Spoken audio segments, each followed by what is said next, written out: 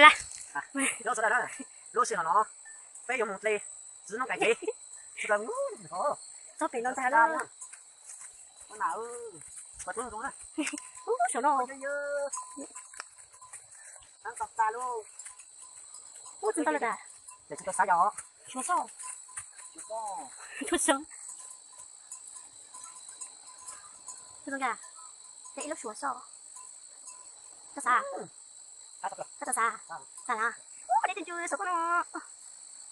À, chỉ là cho khai cơ. Thì ăn mà. Thế đó. Ví dụ có sẽ đem nó nghe. Có sẽ đem nó nào. Thế đó.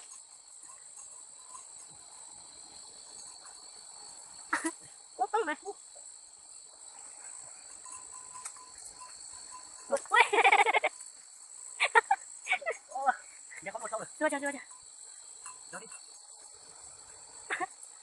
Thế chế là đà.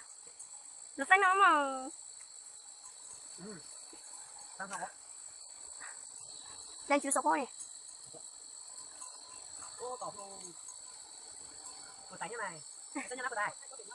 Đấy tôi đích chứ mà. À. Từ đó á, ngoài chưa có lề. Hay cảm ơn. Cái nào của tao? Nào mà, mua cái nào. Hả? Nè. Nè, cái nào mà đây. Nè. Nè. Cái lấy nhiều ta. Cái là mà. Có số này. Ôi nó đang cùng su. Ôi vô. Con nào? No, ology. No. Đâu xin đâu. Nè. Nè. Hết rồi, quẹt mất rồi đấy. Như chuẩn này. Sao rồi? Nóng nào? Nó cái mẹ. Lên cho hơi lớn. Bà hai thì thằng nó sầu. Nó có kịp con nó cho nó. Nó bé hùa nó phải lấy nó hùa cháu à.